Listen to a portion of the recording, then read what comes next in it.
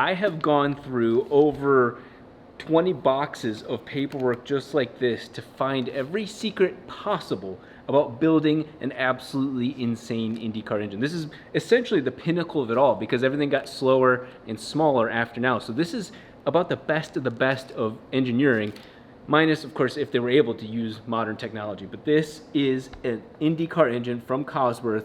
I now own over 20 of them, plus all the parts for them, plus all the molds, plus all of the paperwork. And hidden within here is how to build an absolutely insane race motor. I've never built a piston engine before, and that's what this video is gonna be all about. And you know it's gonna be good when I've got notes. Here is the core of an IndyCar engine. Why this engine? Well, first of all, it is the engine that belonged in this car, but here's the real reason why this engine. I was very fortunate. We'll have a video out working with Ken Deagle, who used to work for Cosworth, and he gave me this, which is how much power this thing makes on the dyno. So you can see it starts at 400, 350 down here, and goes all the way up to almost 850. The number doesn't start until 7,000 RPM, and then skyrockets up about 9,000 RPM, and then just continues rocketing up. But it's a very linear, predictable engine for drivers. Not only does it sound incredible, but it makes mature levels of horsepower. This is the crankshaft. It is a V8. It looks almost like a 4-cylinder, but 2 pistons share on here. And so from this angle right here, everything is in a flat line. That is a flat plane crank. There are many benefits to this. The flat plane crank requires less counterweights. So this now can sit lower, and the lower all this heavy stuff is, the better the car handles. The other major benefit of a flat plane crank type of engine is high RPM. So I'm gonna be comparing this to the LS6 out of that car to give you guys the most common engine versus one of the least common V8s.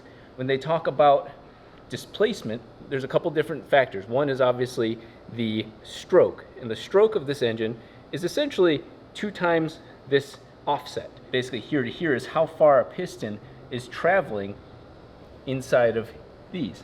This is almost exactly 25 millimeters. 2 times that, this is a 50 millimeter stroke, so it's only moving that much up and down.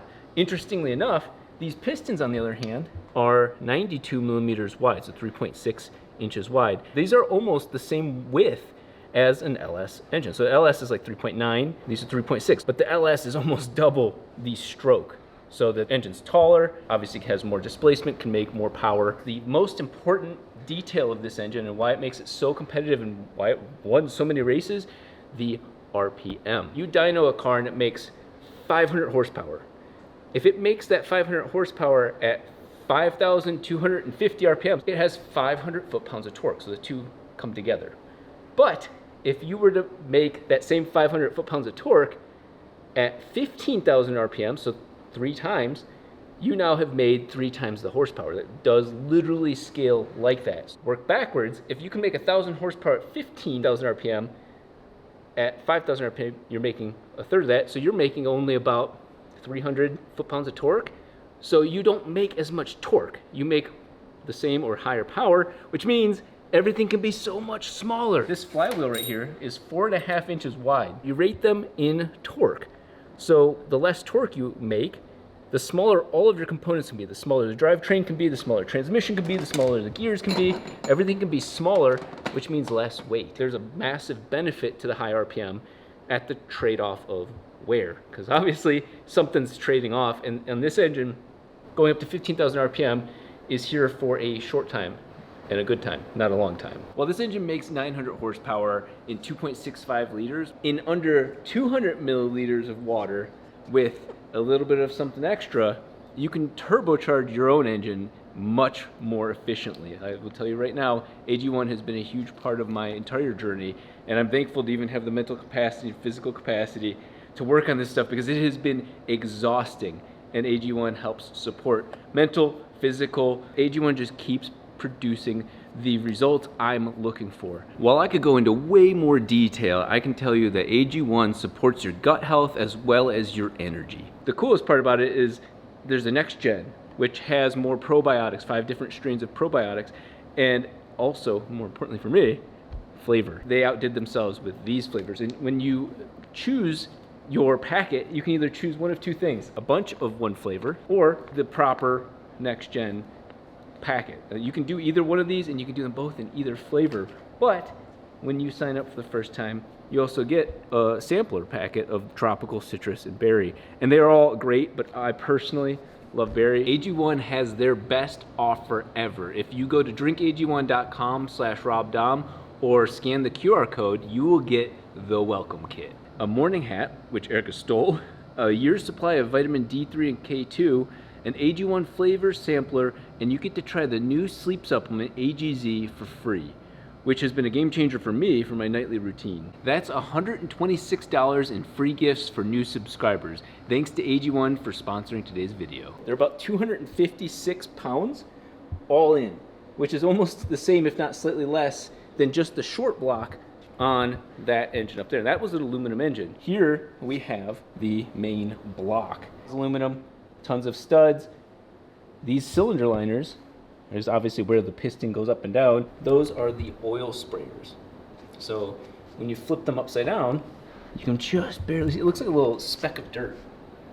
And that, at about 60 PSI of oil pressure, should shoot out about 1 liter per minute into each of these cylinders. And they would flow test all of those each time the engine was being rebuilt. On the later versions of the engines, they would drill those little holes out to 1 millimeter. So they were spraying a lot more oil onto the backside of the piston, primarily for cooling, because that engine was used at Le Mans. And so there is a Le Mans spec. It's basically the same, other than just let's try and run longer to keep the endurance aspect going on. We've got a part called the Sump, which is just the bottom of the engine. You got these little dowels. These dowels are meant to do two things. One, align this to the block, left and right, and two, align it linear down this, so it's not slightly off on an angle. These dowels are 2/1000ths larger than the hole that's bored on the block in here. They're meant to squish, but not deform. And because these counterweights are so small, you can see how short the bottom of the motor is. So we'll get into more of the details of this, but I want to start with my favorite part, the piston. I've got a variety of pistons here.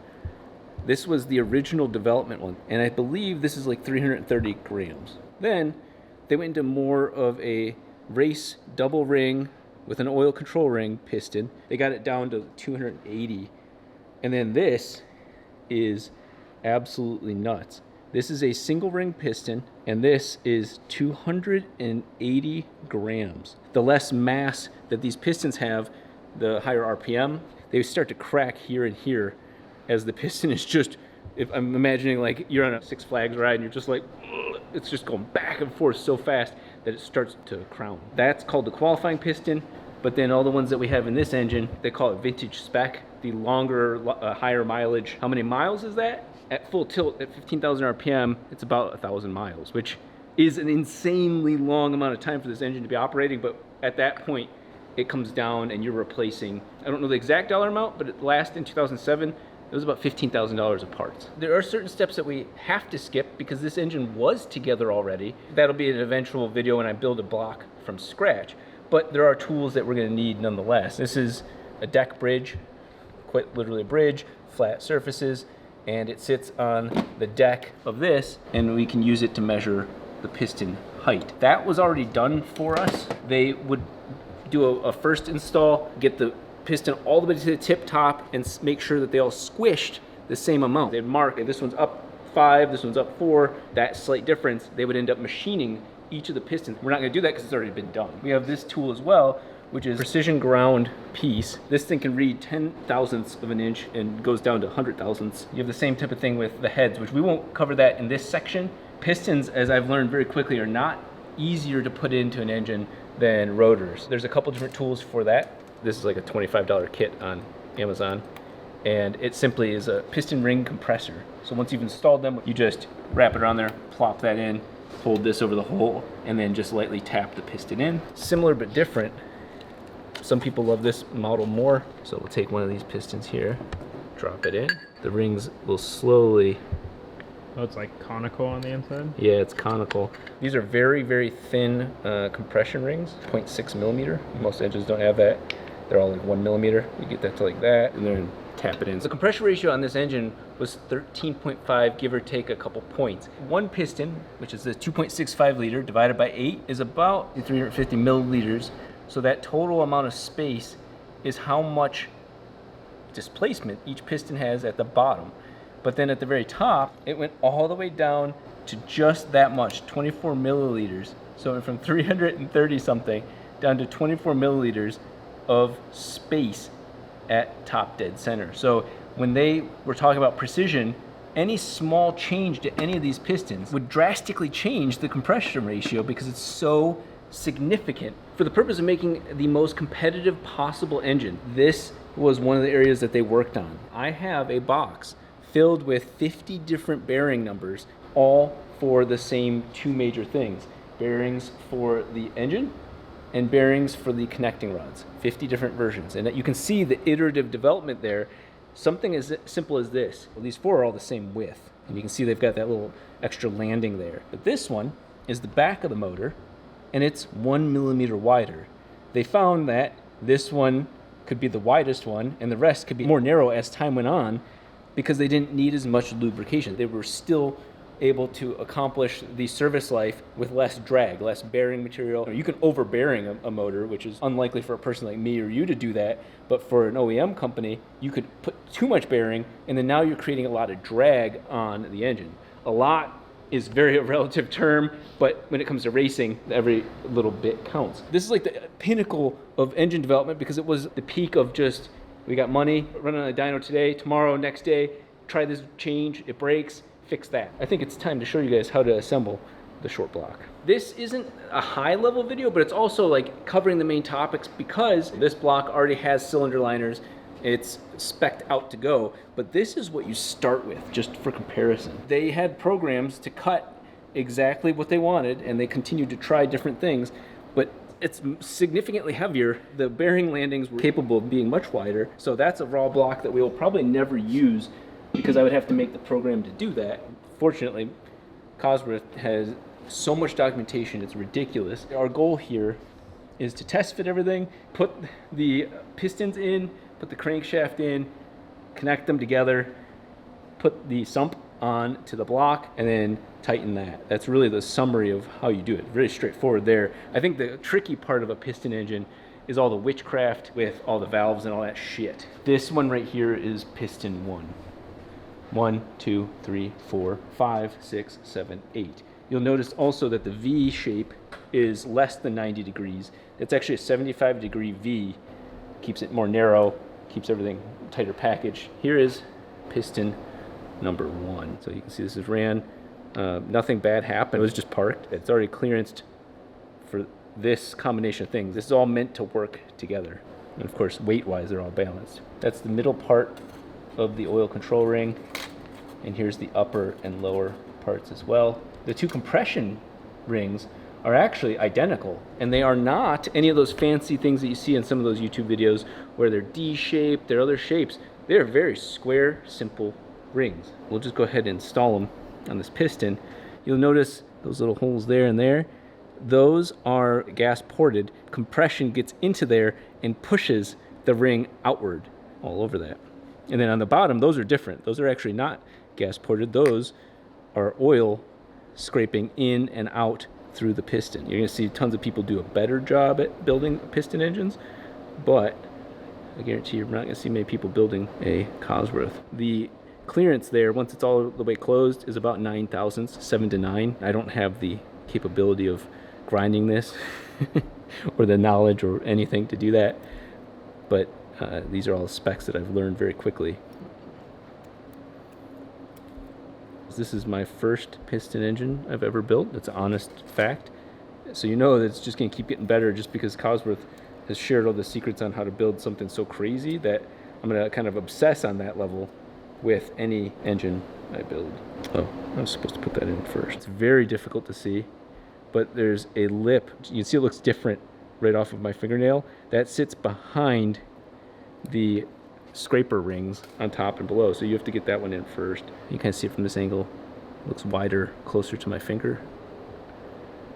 That will go on first. Obviously you do the twisty thing so that way you're not stretching or putting weird forces on these pieces. There we go. Okay, so then now I'm kind of forced to do something weird. You put this one on top. There you go. Looks like a mess. Honestly, when you look at it from this angle, it's like all over the place. But that is it. 585, 99 left. 585 is the matching set. This engine is my first engine to build, so I'm not going to be replacing bearings because my work is going to be worse than those bearings. Their team scratched which piston it is. And if you forget, thankfully it's scratched on the bottom side of each of these two. So we'll try and get the piston as centered.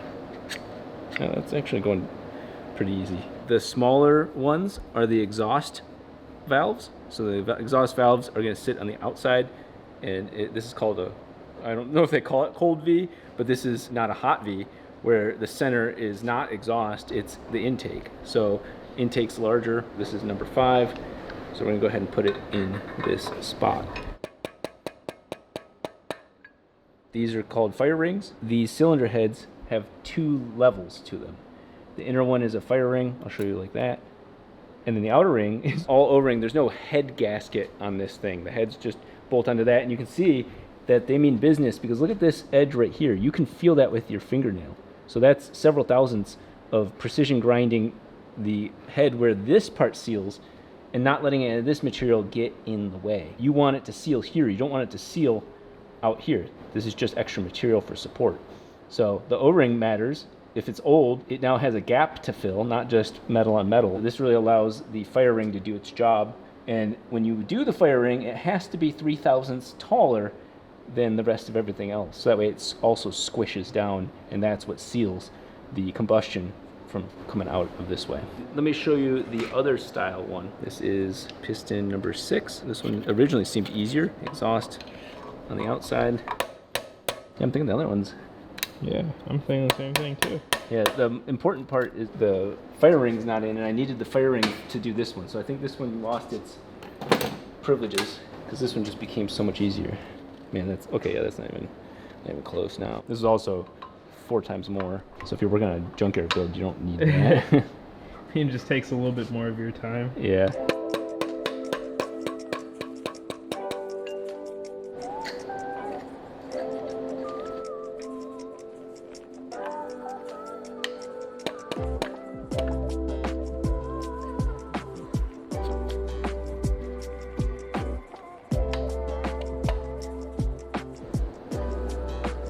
Something really fascinating to me, those sprayers are right next to the rod. The rod has to have a little bit of clearance left and right, and there's a measurement for all that, but it's really neat to see that you can see on the rod there's a left hand and right hand for a reason. They have to do with where the oiling is, the position of that, as well as this, so it directly affects you there. You can see it's right in there.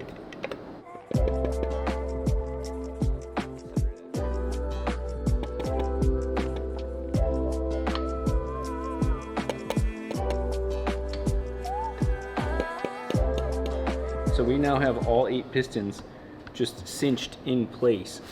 And so we'll turn it over. And you can see that the sprayers on these things, it's so close. There's a total lobe width. It's down to the 100,000th of a millimeter. So it's 43.007. And then you take the width of each of these, and then basically you want to end up with around 20 thou of clearance between these two. So it's basically end float for the pistons. What's really interesting is these bolts. These are the rod bolts, and they're really pretty because they're actually coated in like a silver as well. Absolutely do not use Loctite on these bolts. These bolts are torqued to length. They are not a quarter turn plus 150 or anything, whatever. They're measuring the total length of the bolt, and then once they've torqued it to about 40, they measure the length, and they're looking for a 7,000th increase in length. They will oil the threads, and then they'll put what's called ASP up here on the top. Now you don't really see anything on there, but everything you see in this picture is all stretched to a torque amount. So that means it's got a specific amount of force it's expected to hold. They are reusable. Cosworth reuse them. Their general rule of thumb was like the head studs, which are those huge ones here, those could do 2 cycles. These got reused quite a bit. Now everything's got light oil on here. We're gonna take the star of the show. This gear that you see on the back of this is not built into the crankshaft. You see that crease there and that line there? This is shrunk onto it, or I would say heated up and then dropping on and then letting it cool. And then it's got a little locating pin to make sure it doesn't rotate. So that way that's always the same. And then of course that little dot right there is the opposite of top dead center for piston 1. You can see that this thing even has a little bit of burnishing, but you can't feel it, and they all still spec out to the exact same thing. You can tell the firing order of a rotary from here. On a piston engine, however, you can like paint your own adventure. These two are always going up and down at the exact same time, but on piston engines, it's a 4-stroke, so it's 1 stroke, 2 strokes, 3 strokes, 4 strokes, and it's done and making excuses. So in this case though, 2 and 3 are actually the hot topic, is that they swapped those on the camshafts to fire at different orders because it picked up power in certain ways. But for right now, none of that matters. Goes to number 2, they've got these locating pins. Even though these are shouldered bolts, you know, still nothing quite like a dowel.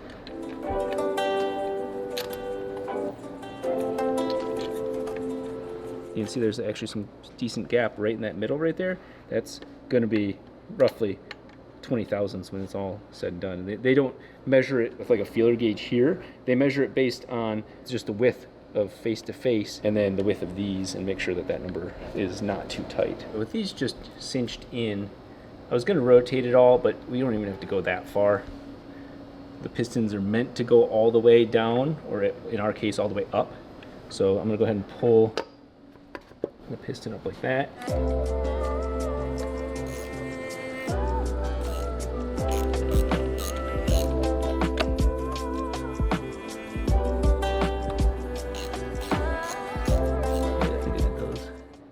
$89.99. So this is a perfect example of, I was thinking backwards. I couldn't see the numbers, and that's why you use those numbers right there. So I mixed up 7 and 6.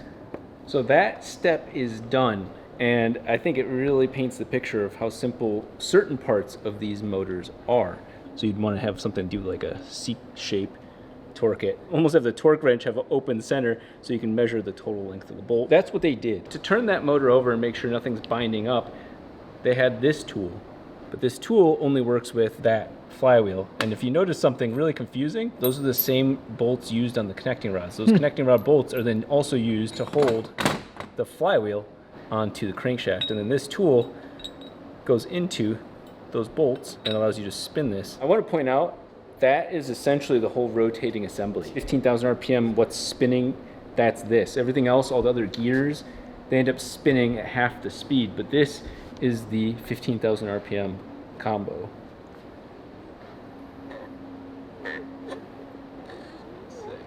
Yeah, so we are spinning it from the back of the motor. This is a counterclockwise rotation, but it would hit piston 1 and then 75 degrees later 5. Guess the clearance on these bearings. It's actually pretty close to our race version of the RX-7s. 4-rotor and all those do about 4 to 4.5 thousandths of clearance, and these are about that, if not slightly higher, closer to 5. We haven't measured them with super accurate tooling. I'm sure it's down to the 10th of thousandths. Nonetheless, the bearing clearances on a super secretive motor are actually pretty close to what the general public ended up running into with similar weight oil. Everything's looking good here, except for the fact that this engine can shift back and forth.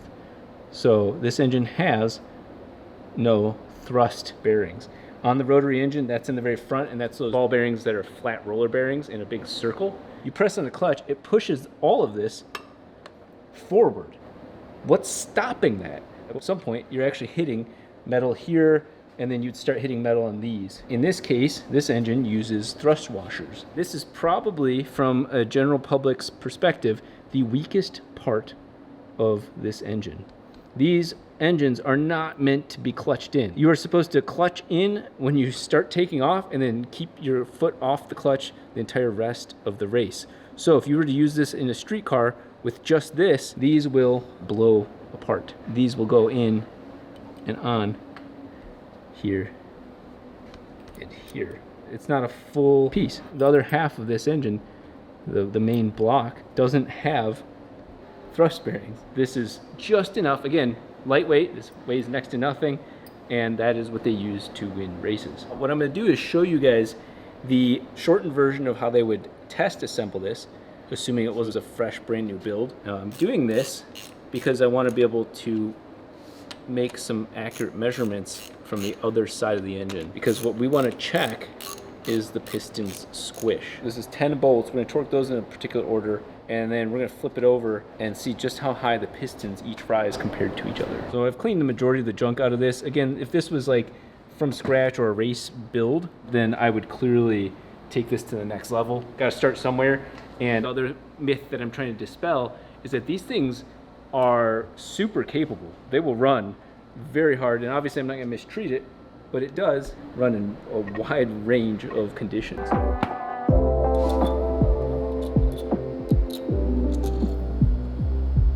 So I have gently snugged these. With just these main 10 bolts, I'm gonna go ahead and flip this thing back over. What is essentially a mock-up of the short block. This was that one that was covered in dirt sitting up on the shelf. XDO85. Somebody, for some reason, etched the actual engine number, when really you'd have to reference the serial number here, and then there's a serial number on the sump. But it gave me a shortcut into figuring out what we are looking at. Look at how accurate this little thing is. This number means nothing. This is just relative. So what we're going to do is we're going to zero it out off of this bar here. There's a zero right there. Mm-hmm. So that is now saying that we're over half an inch down, and that tracks. We're going to go ahead and set this. Mind you, there's the unground or non-precision ground area, so I'm not going to go up there. I'm not going to hit on this. But we're just going to go ahead and put it, and this isn't the area we're going to be ultimately measuring, but I just want to show you. Look at how high that piston jumps up in the air. So that is, was that positive? Mm-hmm. Yeah. So even this low cut area, you can see where I'm measuring, exceeds the deck height. Let's see just how high it goes. Now, what's funny is that actually makes sense, is that it's 0.035, so it's 35 thousandths above deck height. What I'm going to do is check this next one, and what do we guess this one should be? The same? The same. Now, I'm about to blow your mind in a second, though. Yeah. Yeah. I think you went past the... Yeah, 0.037, 0.038, somewhere in there. Yeah, you're also measuring off a different area, right? Yeah, it's got some shit on it, too. I will tell you guys the wild secret about this engine. That squish height, the overall height of this thing, is different on one side to the other side. So we're going to go ahead and go over here. And that didn't look nearly as high as the other side. So we're up to 34. The numbers are all mathing out. And so they do all the cuts to make sure that all of this is the exact same. Now, same thing with this crown being above, going into the head. They had special CNC programs just to clean that up. Every time they rebuilt an engine, all the parts they used, head information. This stuff took a lot to understand. Here's the 1998 standard spec, 15,000 RPM. There's the crank end float, that 9 thousandths this way in and out. Parts they're using, which rods they used at that point. And then this is really cool to me.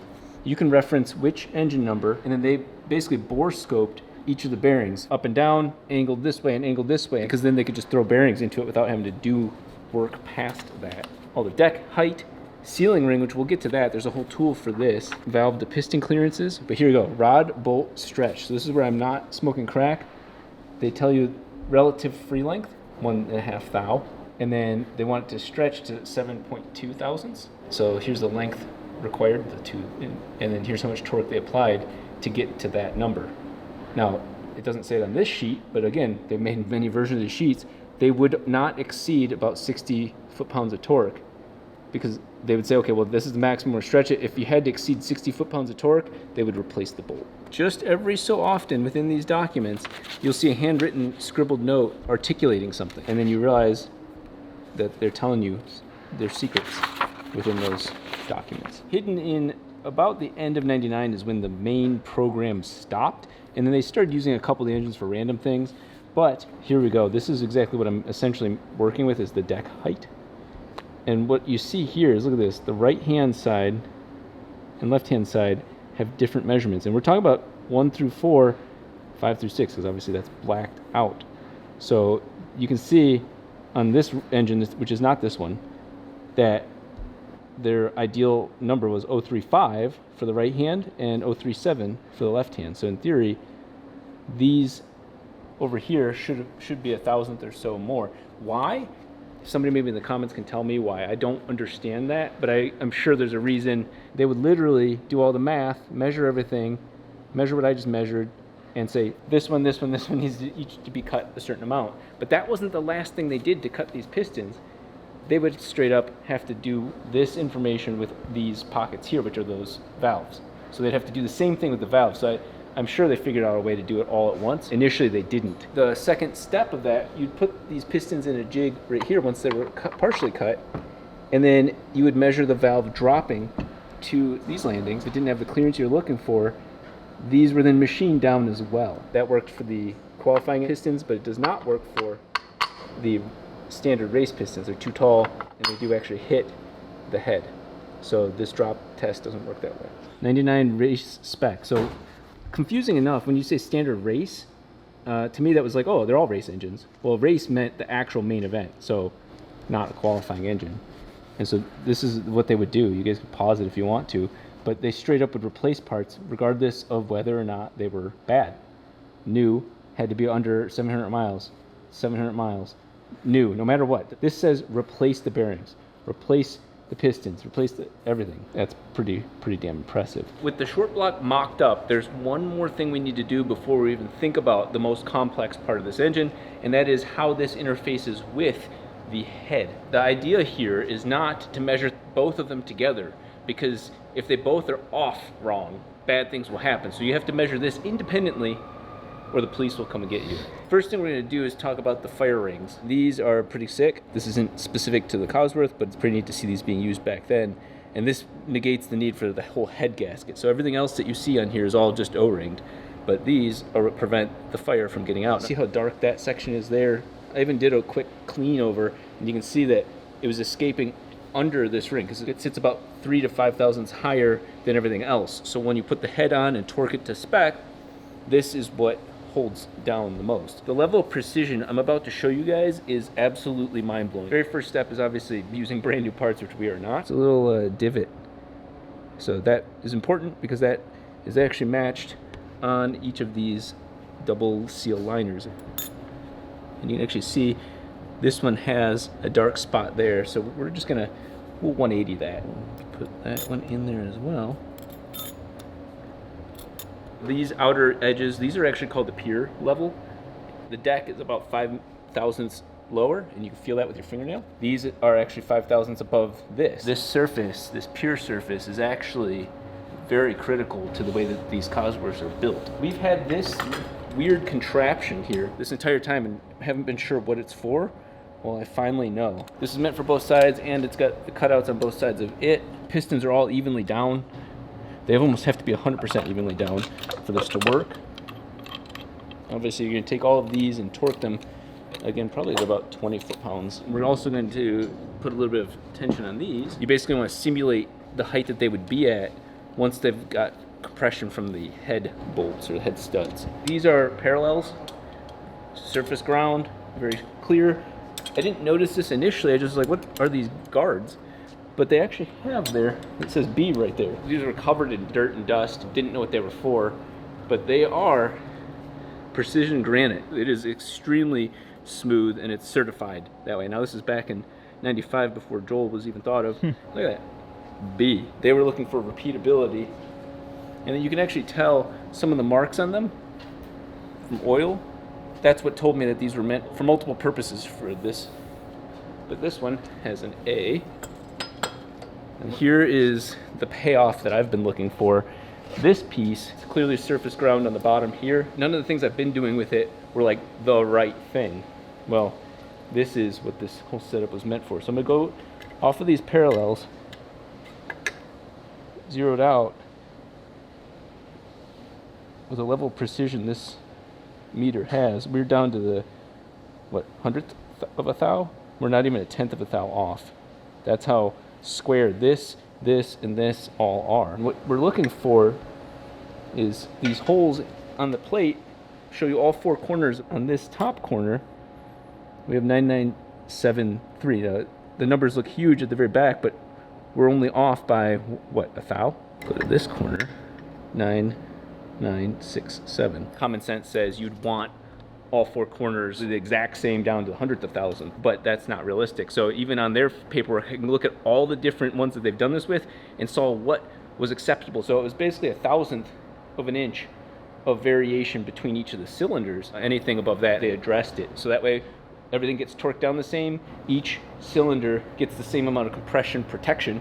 Otherwise, if one was sticking out 3,000ths and you tighten it all down the same, that one's gonna seal perfectly, and the other three are gonna spit flames and horsepower out of the corners. So this answers the question I had, which is, relatively speaking, how tall is this? And this is ground to exactly 1.000, so it's 1 inch, 0.2 tenths of a thousandth. When you see 997, what you're seeing is that these fire rings are sticking up 3,000ths of an inch above this pier area. This is precision ground, these are precision ground, this is precision ground, and we have very, very clear data as to how well this engine's gonna seal. I am about to blow your mind because my mind was blown. These engines are the pinnacle of what's possible with clearances.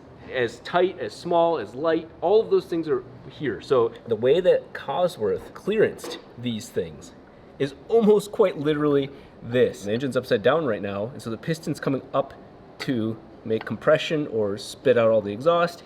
As it comes up, it actually ends up stopping about 35 thousandths clearance. Now, that's at 50 RPM. That's at 100 RPM. That's at the engine static, sitting right there. It's about 35 thousandths off. The 35 thousandths came from this bending and stretching so fast at 15,000 RPM that it would just kiss this surface. This area actually touches this area in the most minuscule amount. They call it witness marks, but they basically just touch at the full speed. And so whenever they're doing their calculations, clearance is essentially done with the piston touching the head. Talking about insane compression. So now that you've got the pistons all figured out, they're all cut up for your valves and all that sort of stuff, you go back to taking this off and we look at the final install here. Now there are 2 or 3 things really involved here. One is making sure your end float is correct. You would think, oh shit, that's a lot of movement. That's actually roughly what they want. We'll just take 18 thousandths. We'll just put that there and see if that fits in between the two, and it does. So then we'll try 20 thousandths, and 25 thousandths fits. 22, and you can see 22 does not. So 20 is roughly what you end up seeing on these engines' worksheets of movement between these two. At least we can see they all have the same rough amount. Now, of course, I didn't make this setup, so that I knew it was going to be good anyway. But that's one major important thing. But the next one is actually this. Now, Proform makes this tool. I modified it ever so slightly because these are smaller than what you would normally use this for. But this is simply just a depth gauge, and you can see that there's a shortest amount, and sure enough, if I line it up just perfectly, you can see it goes to 0, which I had already set off camera. What is this about? Well, this is actually rod stretch. So I'm going to take one of these bolts out, which they were just very gently put in there to begin with. And you see this is the hole in the bottom and the center of the hole in the top. And you can see that one's different. That one's about 2 thousandths off. But the point is, each one has their standard length, and you want to measure that as well as the stretch length, because that tells you how much torque this bolt's properly getting. But also, if this bolt is fatiguing over time, it's going to start getting longer. So the worksheet was meant for, like, that tool is like absolute. Oh man, this bolt is already 2, 3, 4, so on. So the important part here, which blows my mind, is that you do want oil on the threads. We see the 2000s below. So we'll just say 98. And what we're going to want to do is we're going to see about 7 thousandths of stretch. That's the ideal here. So we should see this ultimately get up to about here when we've tightened. So I'm setting these to a real basic torque value just to get them to a starting point. At 30 foot-pounds of torque, how much did that stretch this bolt? Looks like about 3 thousandths. That's a good sign. So we're going to go up to 40 foot-pounds of torque, and these things have a maximum, I believe, of 60. Doesn't take much.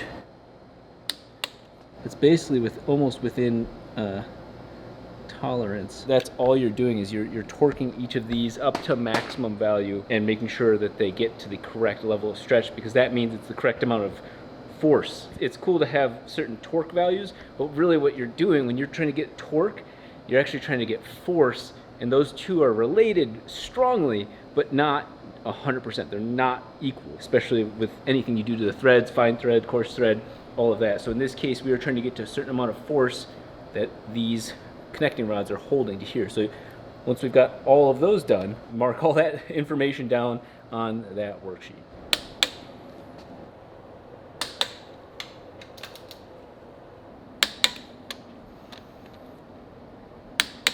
So you can see on this bolt, this one was actually at 0 when I tested it earlier, and sure enough, it's almost exactly at 7. The numbers all add up. They must have had like an open-headed torque wrench where you could do this over it, so that way they could just keep tightening it, and then the torque value that they were stopped at once it got to the correct length was the number they wrote down.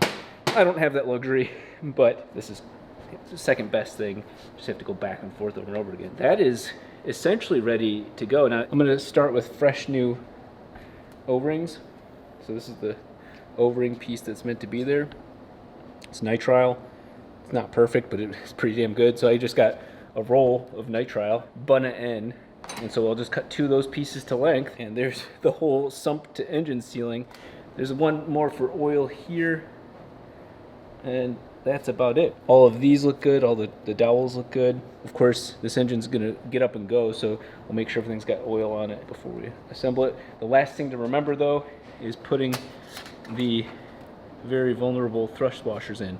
These are only on the half that's sitting up here, so you actually have to kind of set them in and then put the sump on. There's about a 9 thousandths end play that they're looking for. I already checked, these already work really well because they were in there. As it stands, it's not an engine that you want to push the clutch on more than just getting out of the pit. Riding the clutch for a couple seconds will actually destroy this instantly. So that's one of the weakest parts of a race motor, because you don't need to use the clutch. With all of that, we'll get these O-rings on. Time to put it together.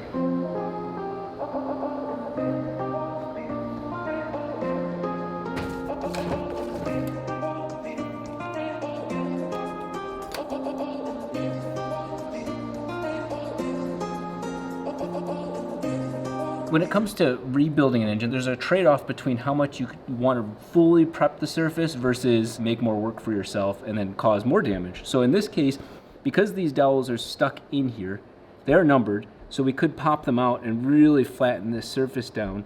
But with them there, that means that you can't just wonton take a stone and clean it up. It being aluminum also means that the more you aggressively try to clean it up that way, the more you can actually do damage. In this case, I just gently dragged a very, very new razor blade. And one of the things that I noticed is this area right here has like a little bit of corrosion. It actually catches on what looks like gasket material. So that's a very interesting pattern on this motor specifically. It's like metal, it's not anything else. But again, I don't want to put too many gouges in this. And quite frankly, that is opposite of whatever's on the other side of the engine. I just want to make sure that we have that O-ring surface, which you can kind of see where it sits. I really do believe that this is O-ring material. It's purposely slightly oversized, and it crushes and flattens out, which I don't think is the ideal way to do it, but maybe it's the ideal way to do it for this engine. With these bearings being reused, the only one showing copper there, but that's why this is our test motor. This is ready to go. We got all 10 transverse dowels, and we've got thrust washers in, surface prepped and cleaned on the opposite side. Everything else tightened. It's finally time to put this XD short block together. Nice soft seal there. Now, this bolting complex process is actually pretty entertainingly boring, but really it makes common sense. Is that you're doing this, crossing over, crossing over, crossing over to get an even seal on these 10 bolts. And then it's the same thing on these outer 10 bolts. And the outer ones technically would matter a little bit, but to be quite frank, even they didn't have a specific method of doing that. But what's important is that they use these fat washers, and something that really comes up is that you see the lock showing up on them. And that lock is going to go facing the soft metal. These are the 12-point nuts. Thankfully, what I thought was common sense, and that's what our engine fired up on, is true, is that they have a procedure for this, and I'll show you guys that here. And this procedure was updated slowly and slightly over time, but it still ends up being the same overall process, which is what I'm doing here. Just crisscrossing and taking turns and not putting tons of torque on one thing too soon. That's really, at the end of the day, the key takeaway from this. So these main bolts are all going to get about 34 foot-pounds of torque, so I'm going to start below that. I just realized that's actually almost identical to what rotaries get. So maybe we'll do it exactly like rotaries. Drop it to 20.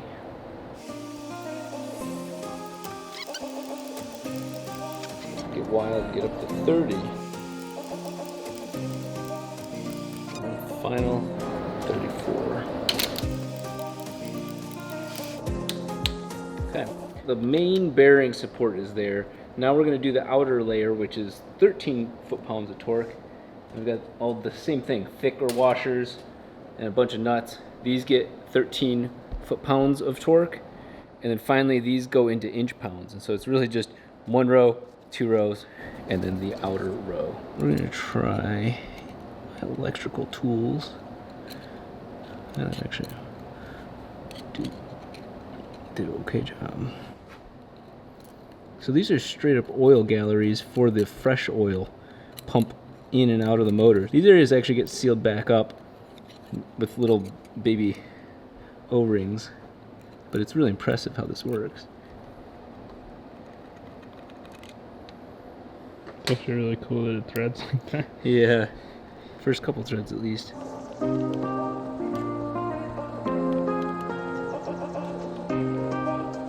We're going for just 14 foot-pounds.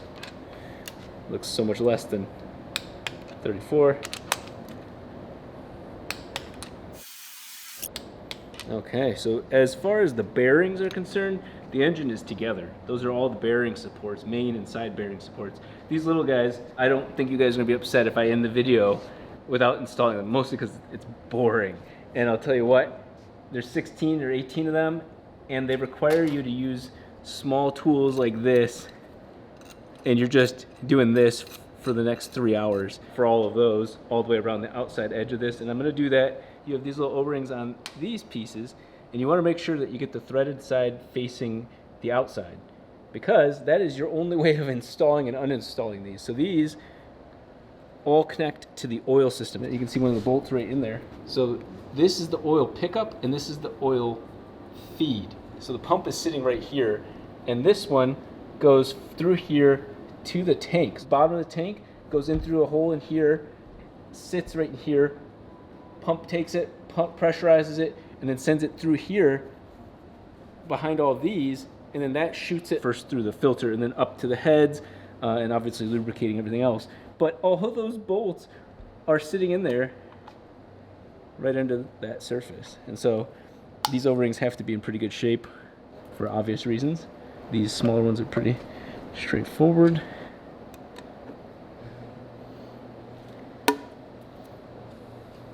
This one's going to be my work of art there. And then this big one goes like so. Some of you might be wondering, well, what about the pressure? You were 100% correct.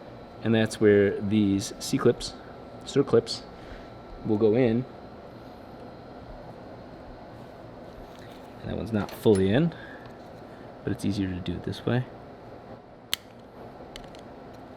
and that is not coming out, at least under a lot of pressure. So each of these will get that, and we pretty much have a block ready for long blocking. Now, for rotaries, this to me isn't the short block. A rotary would be like the entire combustion chamber closed, but that's exactly what the next video is going to be about, which is building the rest of this engine. But right there, you have every single secret that I'm aware of and that has been used to make a shit ton of power at 15,000 RPM.